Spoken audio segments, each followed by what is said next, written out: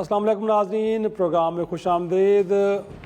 رواں سال کے آغاز میں دیکھا یہ گیا ناظرین کہ معیشت میں بہتری کے کچھ آثار نظر آنا شروع ہوئے۔ پاکستان میں اس وقت زر مبادلہ کے ذخائر کوئی 11 ارب ڈالر سے زائد ہو چکے ہیں، جو پاکستان کے 2.5 ماہ کی درآمدات کے لیے کافی ہیں۔ یہ ذخائر موجودہ مالی سال کے اختتام تک کہا یہ جا رہا ہے کہ کوئی 15 ارب ڈالر تک پہنچ جائیں گے۔ اسی طرح برآمدات اور تصدیرات زر میں بھی اضافہ ہوا ہے۔ اسٹاک مارکیٹ نے بھی ملک کی تاریخ میں پہلی بار 1 لاکھ سے زائد کی سطح پوائنٹس کی سطح کو عبور کر لیا ہے۔ معاشی سال کی پہلی سامائی میں اگر دیکھا جائے تو فسکل سرپلس 1.4%، جبکہ پرائمری سرپلس 2.4% آیا ہے۔ اب نومبر میں 2024 میں مہنگائی کی جو شرح تھی اس میں کہا گیا ہے کہ 78 مہینوں کی کم ترین سطح پہ اس کو دیکھا گیا ہے۔ اب جبکہ ایک طرف مہنگائی کی شرح میں نمایاں کمی دیکھنے کو آئی ہے تو پاکستان میں شرح سود میں بھی 22% سے کم ہو کے اب یہ کوئی 15% پہ آ چکا ہے، جس کی وجہ سے حکومت کی جو سود کی مد میں ادائیگیوں میں کمی دیکھنے کو آئی ہے۔ اور اسٹیٹ بینک کے مطابق رواں سال کے لیے سود کی ادائیگیوں میں کوئی قیمت میں کوئی کہا یہ جا رہا ہے کہ 9,800 ارب روپے کا تخمینہ لگایا گیا ہے کہ جو شرح سود میں کمی سے اب 1,300 ارب روپے سے بھی کم ہو کے ہم کہہ سکتے ہیں کہ 8,500 ارب روپے پہ آ گیا ہے۔ تب ایسے میں حکومت کو کئی ابھی بھی ہم کہہ سکتے ہیں ناظرین کے چیلنجز کا سامنا ہے۔ پاکستان کو IMF پروگرام کی جو دوسری قسط ہے گویا کہ اس کے لیے جو شرائط رکھی گئی ہیں اسے بھی پورا کرنا ہے، اور IMF کی جو سخت شرائط ہیں ان میں سے بیشتر پہ تو عمل درآمد جاری ہے، تاہم کئی شرائط تاحال پوری نہیں ہو سکی۔ رواں سال جون تک کہا جا رہا ہے کہ حکومت کو ٹیکس نیٹ میں 4.5 لاکھ افراد جو نئے ہیں ان کو لانا پڑے گا، جس میں ابھی تک کوئی کامیابی نہیں ہو پائی۔ پبلک فائنانس رائٹ سائزنگ اور ساتھ محصولات کے ہدف کے مطابق پورا کرنا گویا کہ یہ بھی ٹارگٹس رکھے گئے تھے، وہ بھی ابھی تک ہم دیکھ رہے ہیں اس میں کوئی واضح ہمیں کوئی امپرومنٹ دیکھنے کو نہیں ملی۔ اسی طرح جو مارچ 2025 تک زر مبادلہ کے ذخائر 3 ماہ کے درآمدی بل کے برابر لانے ہوں گے۔ کرنسی سویپ کا جو حجم ہے وہ 2.75 ارب ڈالر سے زائد نہ ہونا بھی شرائط میں شامل ہے۔ اوپن مارکیٹ اور انٹر بینک میں جو ایکسچینج ریٹ میں 1.2% سے زائد فرق نہیں ہونا چاہیے، یہ بھی ایک شرط ہے۔ اسی طرح FBR سال کے ابتدائی 5 ماہ میں اپنا ہدف پورا کرنے میں ناکام رہا ہے۔ ہمیں دیکھا ہے کہ FBR نے حکومت کو مطلع کیا ہے کہ دسمبر کے آخر تک جو ٹیکس شارٹ فال ہے وہ 400 ارب روپے تک بڑھ سکتا ہے، جبکہ رواں مالی سال 2024-25 کے ابتدائی 5 ماہ یعنی جولائی سے نومبر تک کے دوران FBR نے 4,295 ارب روپے محصولات جمع کیے ہیں، جو 4,639 ارب روپے کے ہدف سے 344 ارب روپے کم ہیں۔ اسی طرح دسمبر کا جو مہینہ میں اس میں بھی جو ہدف ہے اس میں بھی 1.373 ٹریلین روپے کے ماہانہ ٹیکس کا جو ہدف ہے، جس میں 60 ارب روپے کی کمی گویا کہ شارٹ فال دیکھنے کو مل رہا ہے۔ دوسری جانب اگر ہم کہیں کہ وفاقی ادارہ شماریات نے اشیاء خوردنوش کی شرح میں مہنگائی کی تفصیلات میں پیش کرتے ہوئے یہ بتایا ہے کہ حکومت نے نومبر 2023 میں گیس کے ٹیرف میں کوئی 520%، جبکہ فروری 2024 میں 319% اضافہ کیا ہے کہ جو انپریسیڈنٹڈ ہے۔ اسی طرح نومبر 2023 میں بجلی کے نرخوں میں 35%، جبکہ فروری 2024 میں 75% تک اضافہ ہو چکا ہے۔ وزارت خزانہ نے موبائل فون صارفین سے 5 سال کے دوران 3 کھرب 38 ارب روپے ٹیکس وصول کرنے کا انکشاف کیا ہے۔ شرائط پر حکومت کیسے پورا اترے گی اور حکومت کو کیا اقدامات اٹھانے ہیں، اس وقت ہمارے ساتھ موجود ہیں ناظرین پاکستان مسلم لیگ اسسٹنٹ سیکرٹری جنرل اور رکن قومی اسمبلی بلال اظہر کیانی کے جو پرائم منسٹر کی جو معاشی ٹیم ہے اس کے بھی بڑے اہم رکن ہیں۔ بہت شکریہ سر وقت دینے کے لیے۔ یہ اعداد و شمار جو میں نے آپ کے سامنے رکھے سر، اگرچہ اس وقت حکومت بڑا ایک کریڈٹ لے رہی ہے کہ ہم نے انفلیشن فگرز کو نیچے لے کے آئے ہیں اور باقی بھی جو انڈیکیٹرز ہیں معیشت کے وہ بڑے مثبت نظر آ رہے ہیں، لیکن لوگ جو بنیادی سوال سر کرتے ہیں وہ یہ کرتے ہیں کہ اس کا عام آدمی کی زندگی کے اوپر کوئی اثر نہیں پڑ رہا۔ تو سر لوگوں کو بھی تو بتائیں کہ جو انفلیشن اگر نیچے آئی بھی ہے تو اس سے عام آدمی کو کیا فائدہ ہوا ہے؟ جی بسم اللہ الرحمن الرحیم۔ شرازی صاحب بہت شکریہ جی اپنی شو میں دعوت دینے کا۔ دیکھیے آپ نے بڑا ایک تفصیلی اوور ویو دیا، خاص طور پہ جو میکرو اکنامک انڈیکیٹرز ہیں اس کا، اور یہ بات آپ کی صحیح ہے کہ ناظرین عام طور پہ یہی پوچھنا چاہتے ہیں، سمجھنا چاہتے ہیں کہ یہ جو سارے اکنامک انڈیکیٹرز ہوتے ہیں اس کے فوائد کیا ہوتے ہیں. تو سب سے پہلے تو اس چیز سے آغاز کر لیں کہ ہم نے جب یہ 2022 میں بھی حکومت سنبھالی تھی تو ملک ڈیفالٹ کے دہانے پہ تھا، اور ڈیفالٹ کے اثرات جو ہیں وہ اب سری لنکا آپ کے سامنے ایک مثال ہے کہ معیشت بالکل بند ہو جاتی ہے، پیٹرول، بجلی، سب کچھ بند ہو جاتا ہے. آپ کی پیٹرول کی آپ نے دیکھا سری لنکا میں 5 دن کے لیے لوگ 10 لیٹر کی لیے قطاروں میں کھڑے ہو رہے تھے، کوکنگ گیس ختم ہو گئی تھی، اب دنیا کے فائنینشیل نظام سے منقطع ہو جاتے ہیں. تو ہم نے جو پہلے پی ٹی آئی کی خراب کیے ہوئے یا انہوں نے جو سیبوٹاج کیا تھا اپنا پروگرام، اس کو ریوائیو کیا. پھر ہم نے ایک اسٹینڈ بائی ارینجمنٹ فیسلٹی کی اس حکومت کے اختتام پہ، اور اس حکومت کے سٹارٹ میں ایک 3 ایئر IMF پروگرام اگری کیا، فائنلائز کیا، اور اس کو اب ہم لے کے چل رہے ہیں، جس سے ایک میکرو اکنامک اسٹیبلٹی آئی ہے، جس سے وہ جو خدشات تھے ڈیفالٹ کے ایک تو وہ ختم ہوئے. دوسری جو آپ نے بات کی مہنگائی کی، دیکھیے آپ نے جیسے کہ کہا کہ تقریباً ہماری 2018 کی حکومت کے بعد اب کم ترین مہنگائی کی شرح ہے، اور اس کا اگر آپ پریکٹیکل اثر دیکھیں تو آپ نے دیکھا ہے کہ پالیسی ریٹ تقریباً میرے خیال سے 22% سے اب 15% تک آ چکا ہے. اور اس میں اس کا پریکٹیکل اثر یہ ہے کہ اس سے آپ کی معیشت میں آپ کے بزنسز کے لیے جس ریٹ پہ وہ بورو کرتے ہیں وہ کم ہو گیا ہے. کچھ تو کمپنیز ایسی ہیں جو کہ اچھی کارپوریٹ ریٹنگ کی کمپنیز ہیں، وہ تو اب سنگل ڈیجٹ میں بھی بورو کر رہی ہیں. تو اس کا مطلب یہ ہے کہ آپ کے ملک میں کاسٹ آف ڈوئنگ بزنس کم ہوئی ہے، اور جس کے نتیجے میں کارخانے زیادہ لگتے ہیں، خرید و فروخت زیادہ ہوتی ہے، تنخواہیں دینے کے پیسے کمپنیز کے بڑھ جاتے ہیں، تو اس کا ایک ٹرکل ڈاؤن ایفیکٹ ہوتا ہے. اور دیکھیے اوور آل بھی اگر ادروائز مہنگائی کی شرح زیادہ ہوتی تو اور جتنی توقعات تھیں اس سے بہت کم ہوئی ہے، تو اس سے یقیناً جو آج قیمتیں ہیں اس سے قیمتیں بھی زیادہ ہوتی. تو قیمتوں میں جو کمی، مطلب کہ مہنگائی کی شرح کم ہونا کا یقیناً یہی مطلب ہوتا ہے کہ جس ریٹ سے قیمتیں بڑھی ہوتی ہیں اس میں کمی آئی ہے، مگر قیمتیں جتنی زیادہ ہو سکتی تھیں اس سے اب کم ہیں. مطلب کہ یقیناً میں ہرگز یہ نہیں کہوں گا کہ آج پرچیسنگ پاور کوئی کمفرٹیبل لیول پہ ہے، یقیناً اس میں گنجائش ہے بہتری کی، اور ہم یہی کوشش کر رہے ہیں کہ لوگوں کی پرچیسنگ پاور دونوں طریقوں سے، کہ مہنگائی کو بھی کم کر کے اور لوگوں کے روزگار کے مواقع اور اس کی آمدن بڑھا کر بھی ہم کرنا چاہ رہے ہیں. تو انشاءاللہ اس کا سفر جاری ہے. اور IMF کے اہداف کی جہاں تک آپ نے بات کی، تو ابھی IMF جو ریویو کنکلوڈ کر کے گیا ہے اس کے اندر انہوں نے باقاعدہ یہ اپنی اسٹیٹمنٹ میں الفاظ یوز کیے ہیں کہ they are encouraged by the government's commitment to the economic reforms agenda. لیکن جو پرائم ایریا ہے اگر کہا جائے، ایک تو یہ ہے کہ رائٹ سائزنگ، اور ساتھ میں جو FBR کو ٹارگٹ دیے گئے، گویا کہ ایک تو نیٹ کو وسیع کرنا ہے، باقی دیگر لوگوں کو بھی شامل کرنا ہے، اور پھر یہ ایک رائٹ سائزنگ بالخصوص وہ ادارے کہ جو خزانے پہ بوجھ بنے پھر رہے ہیں، PIA ہے، دیگر ہیں، ان کی پرائیویٹائزیشن، اس ایریا میں تو کوئی واضح ابھی تک کامیابی میں دیکھنے کو نہیں مل رہی. کیانی صاحب نہیں، دیکھیے جی اس میں پھر دونوں چیزوں کا ذرا مجھے موقع دیجیے گا، FBR کے ٹارگٹس کا بھی اور رائٹ سائزنگ کا. میں رائٹ سائزنگ سے بات کا آغاز کروں گا. دیکھیے رائٹ سائزنگ کے اندر حکومت اس طریقے سے کام کر رہی ہے، میں اس کمیٹی کا ایک رکن ہوں جو committee for right sizing of the government ہے. اس کا پہلی 5 وزارتوں پہ اس کے اور ان کے ماتحت جتنی بھی ادارے تھے ان سب کا ایک جائزہ لے کے ان کے اوپر ڈیپ ڈائیو کر کے ایک اینٹی پر کام کر کے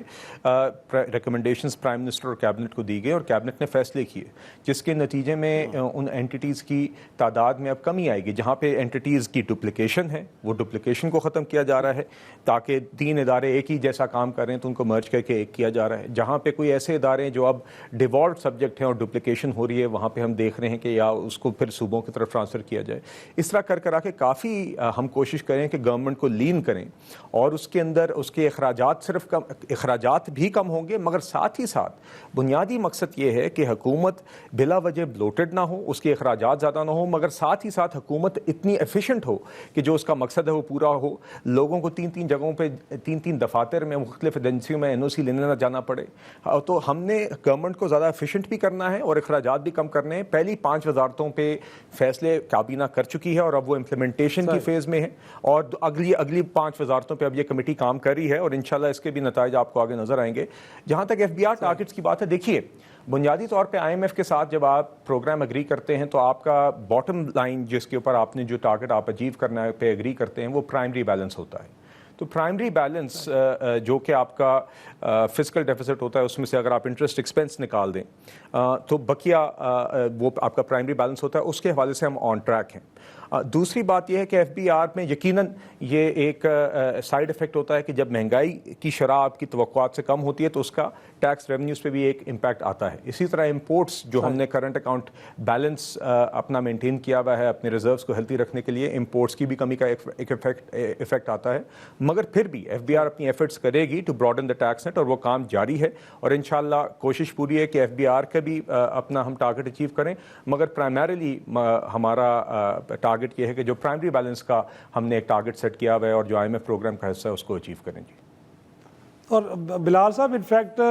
فارن انویسٹمنٹ کے لیے ملک کے اندر پولیٹیکل اسٹیبلٹی بڑا ایک کی فیکٹر ہے، اور آج میں آپ دیکھ رہا تھا کہ آپ بھی ایوان میں موجود تھے کہ جب وزیر قانون اسپیچ دے رہے تھے بڑا اپریشیٹ کر رہے تھے تحریک انصاف کو کہ وہ اب محاذ آرائی دھرنے چھوڑ کے تو ایوان کی طرف آئی ہے، تو اب تحریک انصاف کی جانب سے ایک مذاکراتی کمیٹی بھی بنا دی گئی ہے، اور اب ان کی کوئی ڈیمانڈ بھی نہیں ہے کہ وہ ملک اسٹیبلشمنٹ کے ساتھ ہی صرف بات کرنا چاہ رہے ہیں، تو کوئی اب حکومتی گویا کہ ٹیم میں بھی ایک انڈرسٹینڈنگ آئی ہے، وہاں پہ بھی ایک ڈسکشن ہو رہی ہے کہ تحریک انصاف کو انگیج کیا جائے تاکہ ملک کے اندر اسٹیبلٹی لائی جائے، تاکہ بیرونی سرمایہ کاری آئے؟ یہ دیکھیے شرازی صاحب، ہم تو ہمیشہ ایک سیاسی اور جمہوری جماعت ہے، ہم نے ہمیشہ کہا تھا کہ آپ نے جو بات کرنی ہے ہمارے دروازے تو کھلیں۔ ہم نے تو آپ کو یاد ہوگا فلسطین کی بھی آل پارٹیز کانفرنس پہ ان کو دعوت دی تھی، یہ وہاں پہ نہیں آئے۔ ہم تو ہمیشہ جب بھی کہتے تھے کہ سیاسی جماعت ہیں آئیں قومی ایشوز پہ بات کرتے ہیں، وہ کہتے تھے جی ہم تو مذاکرات صرف اسٹیبلشمنٹ سے کریں گے۔ آج بھی انہوں نے ایک کمیٹی کا اعلان تو کر دیا ہے کہ ان کی طرف سے ایک کمیٹی بن گئی ہے، عمر ایوب صاحب نے آ کے ایک پریس کانفرنس کر دی، مگر اس پہ ابھی بھی دو سوالیہ نشان ہیں۔ نمبر 1، آپ مذاکرات کس چیز پہ کرنا چاہتے ہیں؟ آپ بتائیے،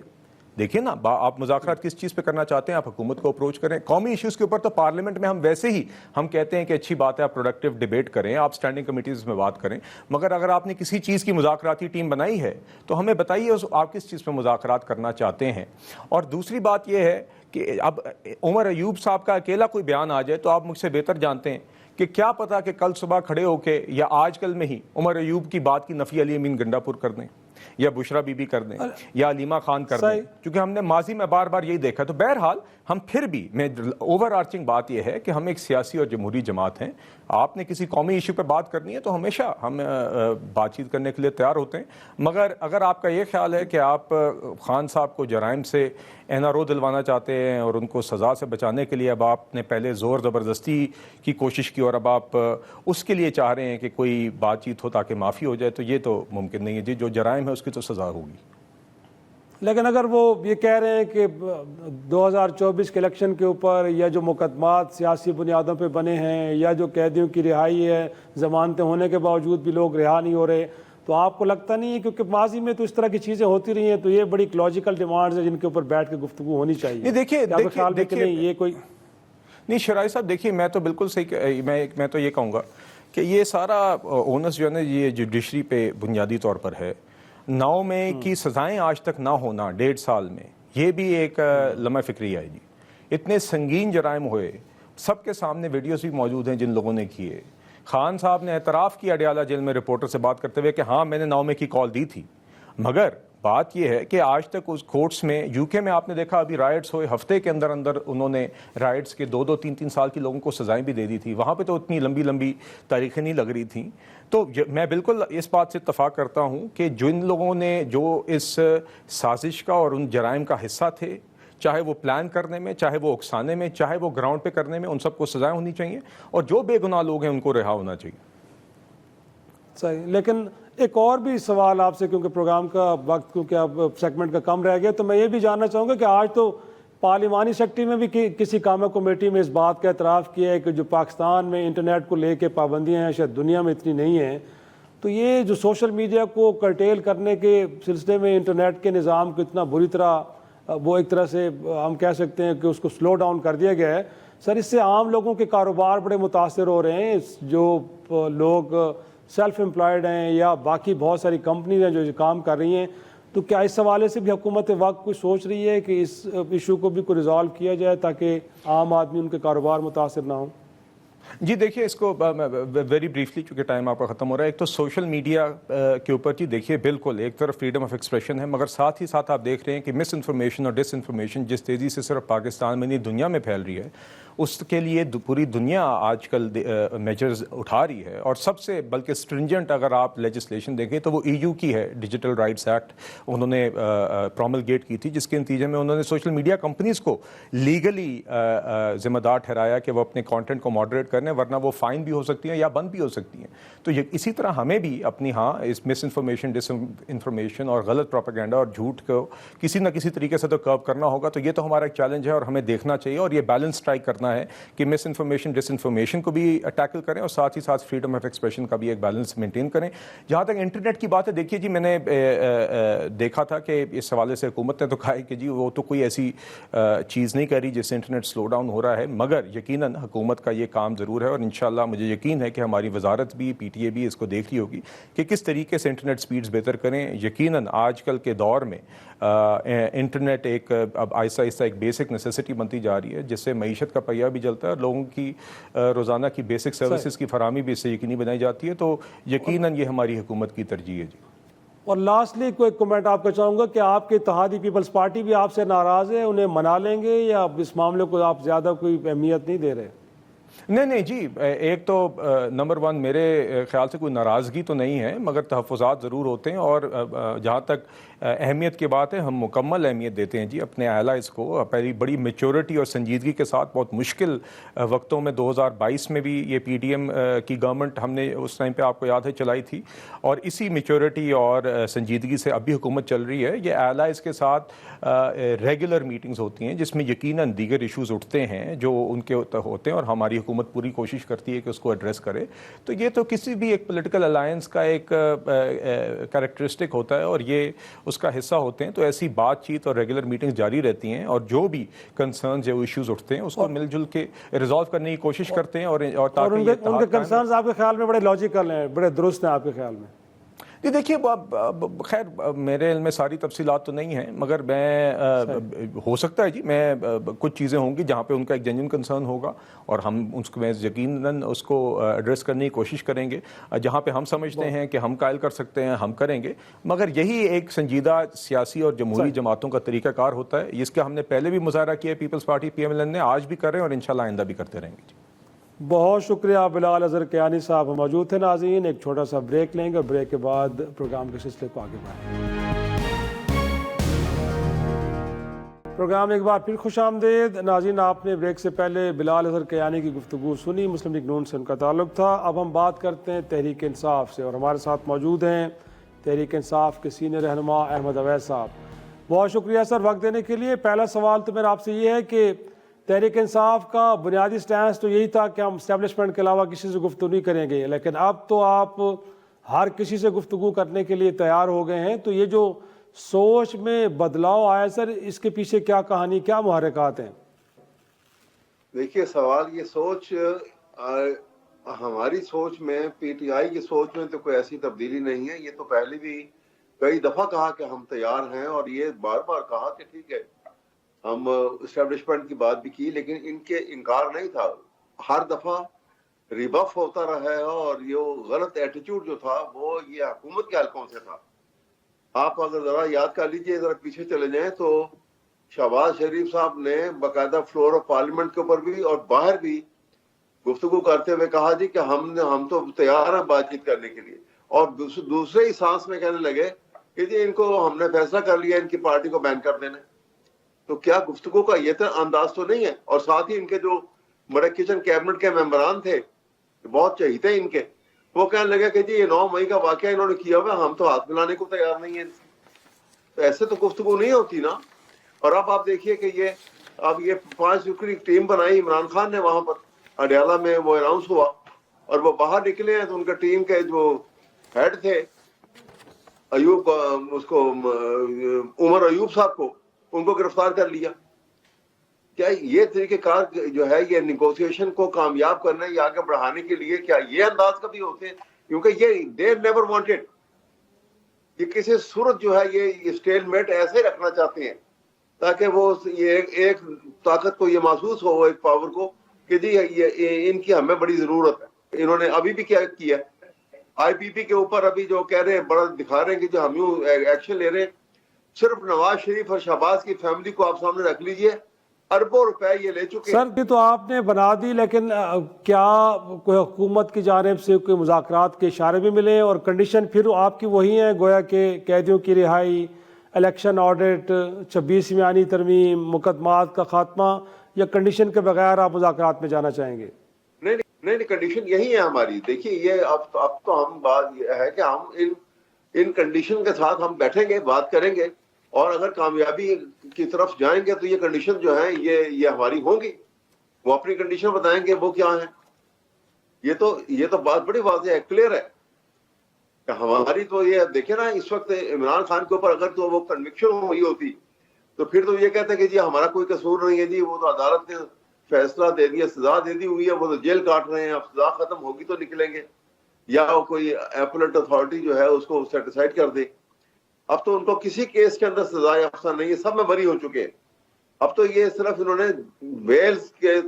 چکر کے اندر ان کو مختلف ایف آئی آر میں ان کو نامزد کر کے بعد میں, لہذا یہ تو ڈائریکٹ جو ہے یہ حکومت کا کام ہے اس وقت. اگر یہ کامیاب کرنا چاہتے ہیں تو یہ جو اپنا ہاتھ کھینچ سکتے ہیں کہ ہاں جی ٹھیک ہے یہ ہی از ناٹ ریکوائرڈ, بات ختم ہو گئی, کوئی عدالت کا ذکر نہیں ہے. لیکن ایک طرف احمد اویس صاحب مذاکرات کی بات ہے, دوسری جانب آپ ہی کے پارٹی کے رہنما شوکت یوسف صاحب یہ فرما رہے ہیں کہ جی ہم 14 دسمبر کو کہیں سول نافرمانی کی تحریک شروع کرنے جا رہے ہیں. تو ایک جانب سر مذاکرات, دوسری جانب سول نافرمانی, تو دو متضاد باتیں, کچھ سمجھ نہیں آ رہی کہ تحریک انصاف چاہ کیا رہی ہے. نہیں, اگر بات چیت شروع ہو جاتی ہے اور اس کا ایک پازیٹیو آسپیکٹ اس کا سامنے آتا ہے تو پھر وہ کوئی ضروری نہیں ہے کہ وہ اس کے اوپر 14 والی جو ہے یہ تو باتیں جو ہیں طے ہو جاتی ہیں نا. یہ ساری باتیں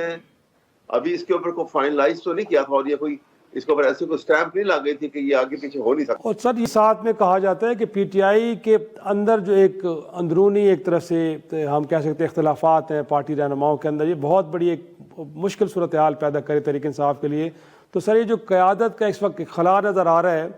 اسے کیا واقعی پر کر لیا گیا ہے, اور یہ جو اختلافات ہیں یہ پارٹی کے لیے کتنے ڈیمیجنگ ہیں؟ دیکھیے بات یہ ہے کہ یہ بحران جو ہے نا یہ کوئی اتنا اچنبھا کی بات نہیں ہے. پارٹی جب کرائسس میں ہوتی ہے, اپوزیشن میں ہوتی ہے, اور غیر آئینی اور غیر قانونی حربے استعمال کیے جا رہے ہوتے ہیں ایک پارٹی کو ختم کرنے کے لیے, ایک لیڈرشپ کو دبانے کے لیے, تو یہ معاملات اٹھتے رہتے ہیں. کیونکہ لیڈرشپ ایک نئی پارٹی کی لیڈرشپ جو ہے ایک نئی لیڈرشپ ہے, وہ پالیٹکس آف ایجیٹیشن سے کوئی اتنے واقف نہیں ہے, اور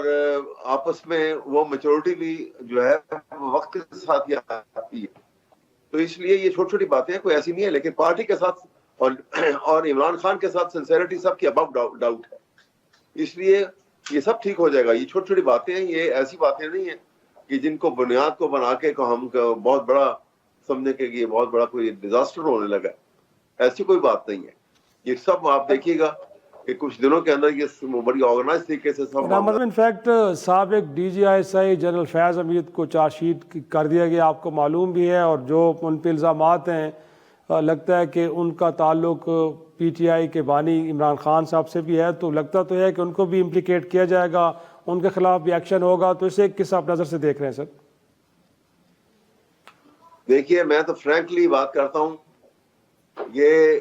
جنرل فیض حمید جو ہیں یہ تو ایک بہانہ ہے, اصل نشانہ تو عمران خان ہی ہے. اور اس کے اوپر جو الزامات لگائے ہیں اگر یہ خلوص دل کے ساتھ اور ملک کی بقا و سالمیت اور ایک ڈسپلن ادارے کو زیادہ مضبوط بنانے کے لیے یہ قدم اٹھا رہے ہیں, تو پھر یہ پالیٹکس میں ملوث جتنے لوگ آئے ہیں اس دوران میں, جب سے یہ پی ڈی ایم کی حکومت بنی اور اس سے لے کے اب تک, شاید جنرل صاحب جو ہیں چیف آرمی اسٹاف, شاید ان کو بھی معلوم نہیں ہوگا کہ ان کے نیچے جو ان کے انڈر کمانڈ جو اسٹاف ہے اور جو آفیسرز ہیں وہ کس حد تک سیاست میں ملوث ہو چکے ہوئے ہیں. اور وہ واقعہ آپ کے سامنے ہے, جج صاحبان نے جو 6 ججز نے لیٹر لکھا تھا, ایجنسیز جو ہیں وہ کیا کچھ رول پلے کر رہی ہیں اور کس طرح بلیک میل کر رہی ہیں, تو ان سب کے خلاف کارروائی ہونی چاہیے. سب کو کریں. ہمیں یہ بات بڑی اچھی لگی کہ آپ نے ایک بڑے آفیسر کے اوپر ہاتھ ڈالا ہے, इन बाकियों के खिलाफ भी करे कार्रवाई। और अहमद अवैस साहब, आप ही की हुकूमत के साबिक वफाकी वजीर फैसल वाडा साहब तो ये कह रहे हैं कि जनरल फैज़ हमीद ने बानी PTI से मुताल्लिक कुछ सबूत जो हैं वो गोया कि उन इदारों को जो उनसे तहकीकात कर उनको पेश कर दिए हैं। अब लगता तो यह है कि अगर फैज़ हमीद का केस मिलिट्री कोर्ट में जाता है तो फिर इमरान खान का केस भी मिलिट्री कोर्ट में ही जाता हुआ नजर आ रहा है। ये तो असल उनका मकसद ही जो है, टारगेट जो है उनका और जो उनका हदफ है वो तो इमरान खान है, और ये हरकत वो कर रहे हैं। अब वो डायरेक्ट तरीके से वो मिलिट्री कोर्ट में नहीं जा सकते थे लेकर उसको, वो कोई ना कोई ऐसा हरवा है हीला तलाश कर रहे हैं कि जहां से उनको उधर ले जाएंगे। लेकिन ये देखे ना, इंसान जो है बाजू का ताकत में जब आता है, पावर में आता है, तो वो बड़ा इतराने लग जाता है और कि जी मेरे पास इतनी ताकत है, मैं तो सारी दुनिया को उल्टा दूंगा और ये मुल्क के लोग निहत्थे लोग, क्या हैसियत है इनकी मेरे आगे। लेकिन एक कोस उससे बहुत बड़ी है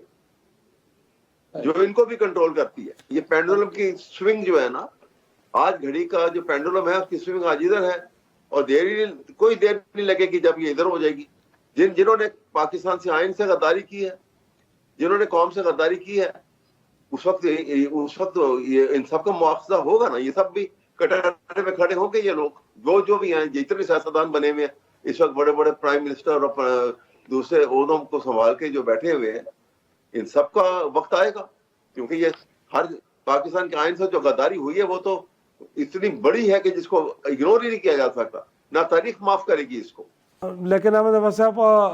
जो वफाकी वजीर दिफा हैं ख्वाजा आसिफ साहब, कल जब एक चार्जशीट उनको किया कि जनरल फैज़ हमीद, तो उसके बाद उन्होंने भी एक रिएक्शन दिया है। उन्होंने तो यहाँ तक कह दिया है कि जो 2018 में इमरान खान को इक़्तिदार में लाने वालों में भी फैज़ हमीद शामिल हैं और इस हवाले से भी सबूत बहुत जल्द सामने आ जाएंगे। तो सर, अगर ऐसे सबूत सामने आ जाते हैं तो फिर तहरीक इंसाफ की क़यादत के लिए तो बड़ी मुश्किल सूरत हाल पैदा हो जाएगी। हमने तो बार बार अब भी कहते हैं, हम तो बार बार कहते हैं और कहते हैं कि सारी क्राइसिस खत्म हो जाएंगी अगर हुकूमत की तरफ से, अगर ये इतने समझते हैं कि दूध में नहाए हुए हैं, जैसे ये ख्वाजा साहब बात कर रहे हैं, जो उस्मान और उनके की मदर से इलेक्शन हारे हैं बुरी तरह से और झूठे मैंडेट के ऊपर बैठे हुए हैं, ये बात करते भी शर्म आनी चाहिए उनको। वो ये हम तो कहते हैं कि आप इलेक्शन ऑडिट कराएं, PTI का जो डिमांड है ये कि आप इलेक्शन ऑडिट कराएं, दूध का दूध पानी का पानी अलग हो जाएगा, फौरन पता लग जाएगा और किसी को इतराज भी नहीं होगा। जो रिजल्ट आ जाएगा उसके सबको मानना पड़ेगा। ये सारा क्राइसिस से बाहर निकल आएंगे। अब ये तो आर्टिफिशियल क्राइसिस क्रिएट की हुई है क्योंकि अहमद अवैस साहब, इनफैक्ट भी मैं जानना चाहूँगा आपसे कि आपके दौर हुकूमत में भी कई लोगों के मामलात मिलिट्री कोर्ट्स में चलते रहे हैं, लेकिन अब जब 9 मई के वाक़यात को लेके तहरीक इंसाफ के लोगों की बात की जाती है तो आप इसकी मुखालफत करते हैं। तो सर, अगर ये मिलिट्री कोर्ट्स बाकियों के लिए दुरुस्त थी तो आपके लिए गलत कैसे हो जाती हैं सर? हमने हमारे दौर का कुछ नहीं, वो नवाज शरीफ के दौर में जब वो वाक़या हुआ था पेशावर का, तो उनके दौर की बात है कि ये इन्होंने ये बाकायदा लेजिस्लेशन करके वो फॉर स्पेसिफाइड पीरियड वो कोर्स तैयार, वो मिलिट्री कोर्स का असेंबली कोर्ट का सिलसिला शुरू करवाया था। तो वो उस पैराई की बात है, वो हम नेवर इट, क्योंकि उसकी वजह ये कि सुप्रीम कोर्ट की तो अपनी जजमेंट है, लार्जर बेंच की जजमेंट है, जो 4-1 की जजमेंट है, जिसमें बड़ा एम्फेटिकली उन्होंने जो कहा हुआ है कि किसी सिविलियन को जो है मिलिट्री ट्रायल के अंदर नहीं भेजा जा सकता। वो अभी होल्डिंग द फील्ड, वो जजमेंट अभी भी मौजूद है। साहब, इनफैक्ट एक आखिरी लास्ट क्वेश्चन आपसे करना चाहूँगा कि ये जो सिविल नाफरमानी का कार्ड है, वाकई ये आखिरी कार्ड है, और हमने देखा है कि 2014 में जब तहरीक इंसाफ ने धरने दिए तो उस वक्त भी ये कार्ड इस्तेमाल किया गया, तो उस वक्त तो बड़ा बुरी तरह नाकाम हुआ। तो अब क्यों आप उम्मीद लगा के बैठे हैं कि 2024 में ये कार्ड बड़ा सक्सेसफुली प्ले करेगा? देखिए, मेरे ख्याल में ये अभी हतमी फैसला जो है ना, ये अभी हुआ नहीं है। ये एक स्टेटमेंट जरूर इधर उधर सर्कुलेट हुई, लेकिन इसके ऊपर बाकायदा अभी PTI की तरफ से एक हतमी फैसला नहीं आया, इसलिए इसके मुतालिक डिस्कशन करना इस वक्त बेसूद है और 1-2 दिन में आपको मालूम हो जाएगा। शुक्रिया अहमद अवैस साहब को। आप सुन रहे थे नाज़रीन, एक छोटा सा ब्रेक लेंगे, ब्रेक के बाद प्रोग्राम के सिलसिले को आगे बढ़ाएंगे। प्रोग्राम में एक बार फिर खुश आमदेद नाज़रीन। आपको मालूम है कि दीनी मदारिस रजिस्ट्रेशन पे हुकूमत और JUFA के दरमियान एक डेड लॉक की कैफियत अभी तक बरकरार है। इस हवाले से कोई डेवलपमेंट आगे होने जा रही हैं, इस मामले को कैसे हल करेगी हुकूमत और JUFA का मौक़िफ़ इस मामले पे اس میں بھی کوئی بدلاؤ آیا ہے کہ نہیں ہے؟ ہمارے ساتھ موجود ہیں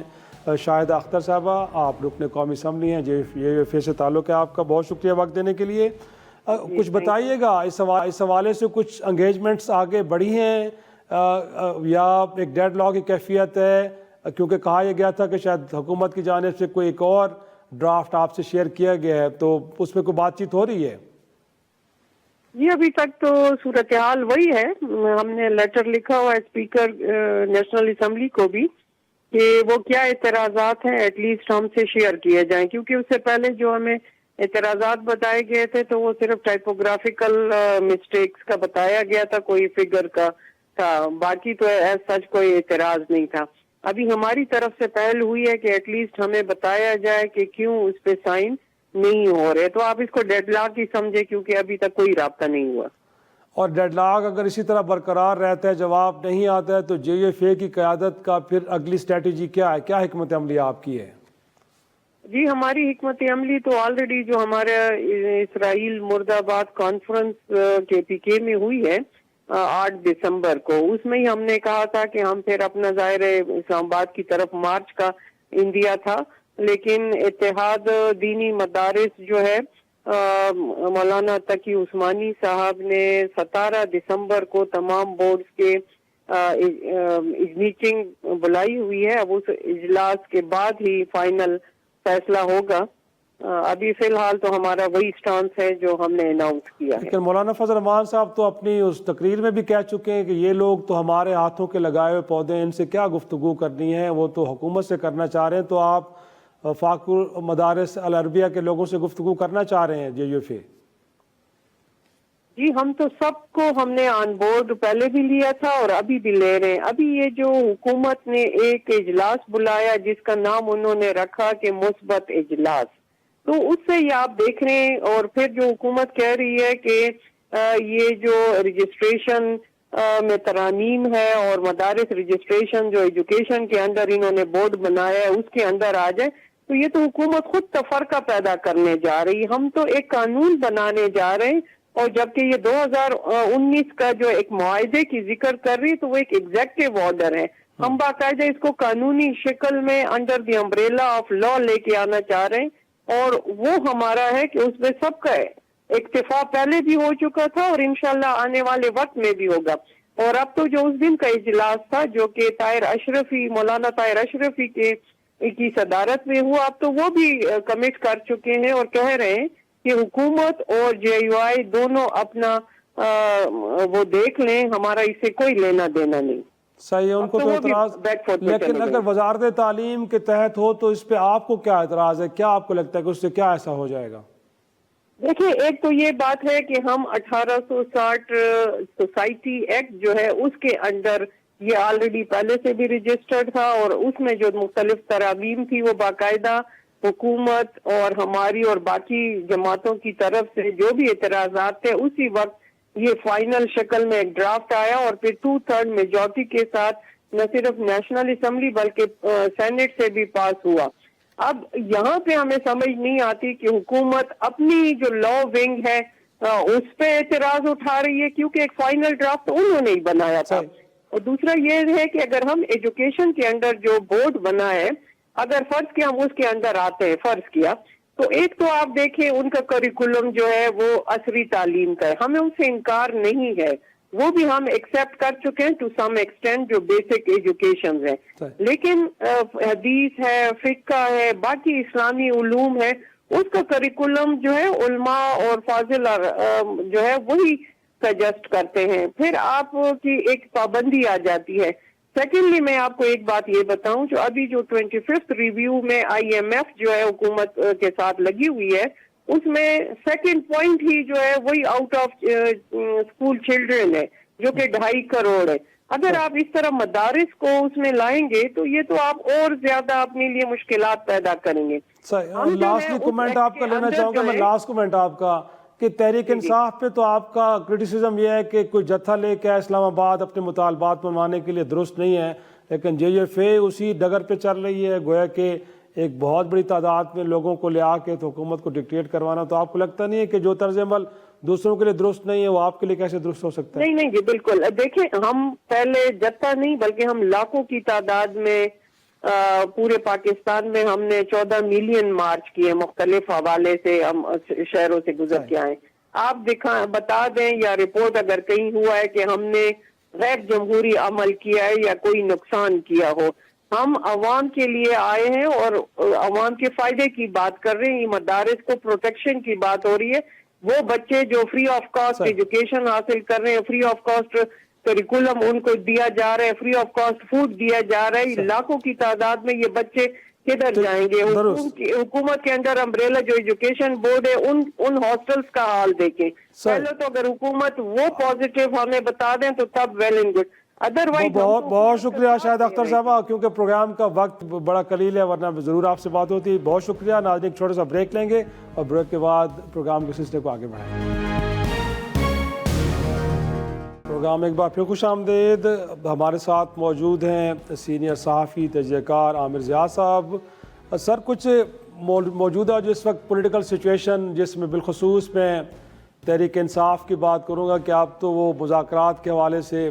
انہوں نے کمیٹی بھی بنا دی ہے اور وہ ڈیمانڈ بھی نہیں رہی کہ وہ صرف ملک اسٹیبلشمنٹ کے ساتھ گفتگو کرنا چاہ رہے ہیں، وہ کسی سے بھی کرنا چاہ رہے ہیں. تو کیا لگتا ہے اب 3-4 بار کی فیلڈ اٹیمپٹ کے بعد اب یہ انیشیٹو لینا آپ کو لگتا ہے کہ بڑی تاخیر کر دی ہے؟ اس سے پہلے ہی پری کنڈیشن کے ساتھ نہ آتے تو شاید ان کو انگیج کیا جاتا، یا آپ کے خیال میں نہیں حکومت وقت اب بھی ان کی اس کال کو سیریس لے گی؟ پہلی بات یہ کہ جب بھی مذاکرات کی بات ہوتی تو میں سمجھتا ہوں کہ خوش آئند ہے کہ پاکستان کے اس تناظر میں کہ جبکہ پاکستان کو گوناگون چیلنجز کا سامنا ہے، دہشت گردی سے لے کر معاشی چیلنج آپ دیکھ لیں، سیاسی عدم استحکام ہے، تو اگر بڑی جماعتیں بات کرنے پہ تیار ہوتی تو ایک مثبت قدم ہے. اچھا، اب دوسری بات یہ کہ بظاہر لگ رہا ہے کہ پی ٹی آئی نے اپنی جو مطالبہ ہے اس سے وہ پیچھے ہٹی ہے. پہلے وہ صرف اسٹیبلشمنٹ سے بات کرنا چاہ رہی تھی. اب میں اگر کوٹ کروں عمر ایوب کا جملہ کہ ہم فرشتوں سے یا انسانوں سے جسے کہیں گے ہم بات کر لیں گے، تو اچھی بات ہے بات کر لیں. اب بال جو ہے وہ گورنمنٹ کے حکومت کے کورٹ میں ہے. حکومت کیا دے سکتی ہے کہ جناب جو پی ٹی آئی کے احتجاجی موڈ ہو اس کو وہ ختم کر سکے، اس کو ایک نارمل سیاست کی طرف لے کر آئے. ظاہر ہے کہ اختلاف تو رہے گا، دونوں الگ الگ جماعتیں ہیں، لیکن حکومت کو بھی کوئی اب ایک مثبت ایک قدم دکھانا پڑے گا، ایک بریدنگ اسپیس دینی پڑے گی. جو تاثر ہے کہ جی پی ٹی آئی کو ہر صورت میں اس کی قیادت کے لیے زمین تنگ کر دی گئی ہے، دیوار میں لگا دیا گیا ہے، بلکہ بعض کہتے ہیں دیوار میں چمانے کے ارادے ہیں، تو وہ مائنڈ سیٹ نکل آئے تاکہ ایک نارمل پالیٹی جو ہے پاکستان کی وہ بحال ہو. اب اس کے لیے میں نے جیسے عرض کیا کہ گیند جو حکومت کے کورٹ میں وہ کیا فیصلہ کرتی ہے. پھر ابھی تو بہت سارے ابہام ہے نا، ابھی تو مذاکرات کی بات ہوئی ہے، ابھی ہمیں یہ نہیں پتا کہ مذاکرات کا دائرہ کار کیا ہے. حکومت نے بھی اپنی کمیٹی کا اعلان کرنا ہے، تو بہت ساری چیزیں پردہ راز میں ہیں. اس میں اسٹیبلشمنٹ کی کتنی حمایت حاصل ہوگی گورنمنٹ کو، ظاہر ہوگی. اسٹیبلشمنٹ خود کس مرحلے پہ آ کے نیگوسیشن میں آئے گی، کیونکہ پاکستان کے پاور سٹرکچر میں اسٹیبلشمنٹ کا کردار ہے، تو ظاہر ہے کہ وہ ان کی یا تو حکومت کے ذریعے وہ بات کریں گے یا بعض اوقات براہ راست بھی کریں گے. یہ تمام چیزیں دیکھنی ہے، لیکن ٹو ارلی. لیکن میں سمجھتا ہوں کہ اشارہ مثبت ہے. اب اس بیل کو منڈے چڑھ پاتی ہے نہیں چڑھ پاتی ہے ایک الگ بات ہے. جی لیکن میں یہی جاننا چاہوں گا آپ سے عامر ضیاء صاحب کہ ایک ایسی جماعت کہ جس نے اسٹریٹ پاور کے ذریعے حکومت کو دباؤ میں لانے کی کوشش کی لیکن وہ کوششیں تو لگتا ہے کہ بظاہر ناکام ہوئی، تو اس وقت جو حکومت کا مائنڈ سیٹ ہے وہ آپ کو کیا لگ رہا ہے کہ ان کو پوچھا یہ تو نہیں سوچ رہے کہ ایک ہارا ہوا شخص ہے اکراس دا ٹیبل بیٹھا ہے اس سے کیا بات کرنی؟ اور پھر جو آپ نے بات کی کہ واقعی اس ملک میں اسٹیبلشمنٹ بھی چاہ رہی ہے کہ سیاسی جماعتی دوسرے کو انگیج کریں اور کوئی ایک ڈائلاگ ہونا چاہیے جس کے نتیجے میں کوئی سیٹلمنٹ ہو، اور پھر اگر کوئی سیٹلمنٹ ہوگی تو یقینی طور پہ کچھ تو تحریک انصاف کو بھی دینا پڑے گا، جس میں عمران خان کی رہائی سے لے کے کچھ اور مطالبات ان کے ہیں. تو وہاں سے آپ کیا ریڈنگ لے رہے ہیں؟ اگر آپ مجھے اجازت دیں یہ کہنے کی، آپ نے فرمایا کہ پی ٹی آئی ناکام ہو گئی، بالکل ناکام ہو گئی، مگر میں سمجھتا ہوں کہ حکومت بھی ناکام ہے. اس وقت ریاست پاکستان کو بھی مشکلات کا شکار ہے. صرف پی ٹی آئی اکیلے نہیں پھنسی ہوئی، پورا ملک پھنسا ہوا ہے، کیونکہ ہمارا وہ کہتے ہیں ایک پولیٹیکل لاک جیم کی کیفیت ہے. تو یقیناً پی ٹی آئی اپنے عزائم میں کامیاب نہیں ہوئی، لیکن ظاہر حکومت کو بھی ایک پریشانی تو لاحق ہے کہ دوبارہ کب سڑکوں پہ آ جائیں. تو حکومت کے لیے بھی ایک اپارچونٹی ہے، ایک مواقع پیدا ہوا ہے کہ جناب وہ اس معاملے کو اب جبکہ پی ٹی آئی ذرا سا اس نے اپنے آپ کو بیک فٹ پہ گئی ہے، تو اس اپارچونٹی کو اویل کرنا چاہیے حکومت کو. اور اس کے لیے جیسے میں نے عرض کیا کہ ان کو کوئی گنجائش دینی پڑے گی. یہاں تک بات ہے کہ 9 مئی کے واقعات ہیں, ظاہر ہے کہ اس کا ایک تاثر ہے, بعض لوگ جوڑ رہے ہیں کہ جی فیض حمید کا کیس اس کو جوڑ رہے ہیں پی ٹی آئی کے ساتھ. ابھی تمام چیزیں ہیں. اب اس میں یا تو کنفرنٹریشن کی ہمیں راہ نکالنی ہے حکومت کو, یا پھر ایک ریکنسیلیشن کی نکالنی ہے. کون کتنا پیچھے ہٹتا ہے, کون کتنی قربانی دیتا ہے, یہ اب ایک ہمارے لیے چیلنجنگ صورتحال ہے, کیونکہ پاکستان کو ریکنسیلیشن کی بڑی سخت ضرورت ہے. تو کیونکہ ہم دیکھ رہے ہیں کہ ریجن میں جس طرح کی تبدیلیاں آتی ہیں, آپ دیکھیں مضبوط سے مضبوط فوج ہو, اگر ملک میں بدامنی ہو, ملک میں پریشانی ہو, تو آپ دیکھیں کہ کس طرح سے وہ ریت کے گروندے کی طرح ہمارے سامنے مثال ہے, کئی مسلم ملکوں کی مثال ہے کہ اگر اندر اختلافات ہوتے تو بیرونی دشمن اس کا فائدہ اٹھاتا ہے. تو جتنی جلد ہم اپنی صف بندی کو درست کر لیں تاکہ ہم پاکستان کو آگے لے جا سکیں. جی. اور ساتھ میں یہ بھی جاننا چاہوں گا میں عامر جہاز صاحب کہ پیپلز پارٹی ایک بہت بڑی جماعت ہے اس وقت, تو حکومت کی اتحادی بھی ہے, ان کی سپورٹ سے حکومت کھڑی ہے, اور یہ کرائسس انہیں بھی نظر آ رہے ہیں پولیٹیکل, لیکن ان کی جانب سے کوئی انیشیٹو اس طرح کا کہ جس سے کوئی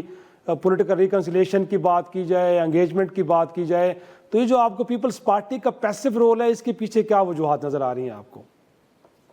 پاکستان پیپلز پارٹی کا ڈے ون سے اس کا ایک کہتے ہیں نا مذاکرات کی طرف اس کا نرم گوشہ ہے. پیپلز پارٹی کی ایک میرے خیال میں تسلسل کے ساتھ اسٹانس ہے.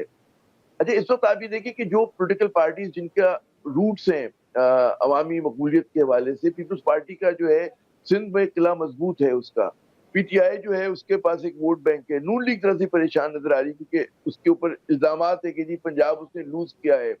اور سیٹس اس کو مینیپولیٹ ہو کے ملی, الزام ہے نا یہ.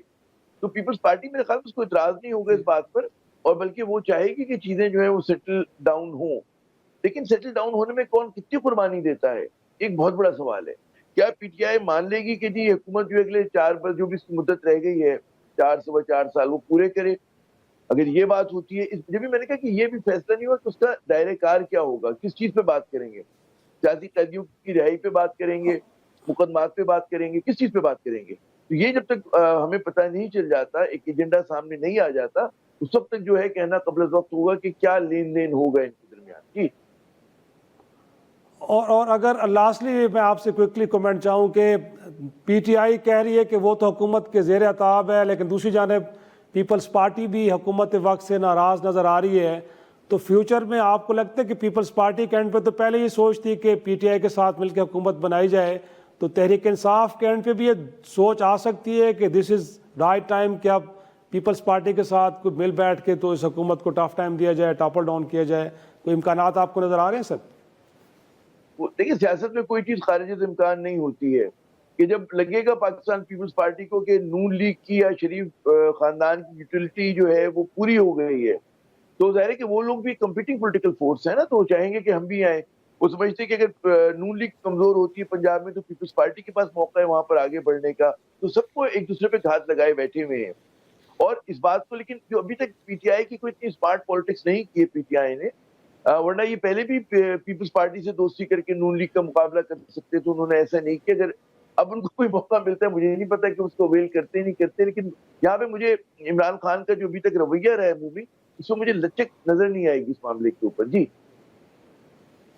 بہت شکریہ عامر جہاز صاحب. ناظرین آج کے پروگرام کو یہیں پہ کرتے ہیں, اجازت دیجیے, خدا حافظ.